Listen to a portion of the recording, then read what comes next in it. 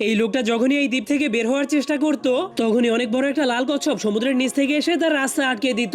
এরপর তার শক্ত পিঠের সাহায্যে সেই লোকটার বাঁশের ভেড়াটাকে ধাক্কা মেরে মেরে ভেঙে ফেলতো। কিন্তু যখনই লোকটা ভাবতো এখনই কচ্ছপটা তার উপর আক্রমণ করে দিবে, তখনই কচ্ছপটা তার সামনে গিয়ে থেমে যেত, এমনকি তাকে কিছুই করতো না। তখন লোকটাকে এত ভয় পেতে দেখে কচ্ছপটা চুপচাপ সেখান থেকে চলে যায়। কিন্তু সেই লোকটা একদমই বুঝতে পারছিল না যে সেই কচ্ছপটা তাকে কেন এখান থেকে যেতে দিচ্ছে না। এই জন্য সে অনেক রেগে সমুদ্রের দিকে তাকিয়ে অনেক জোরে জোরে চিল্লাতে শুরু করে দেয়। তখন সে দেখতে পায় সেই কচ্ছপটা ধীরে ধীরে সমুদ্রের কিনারে আসতে শুরু করেছে।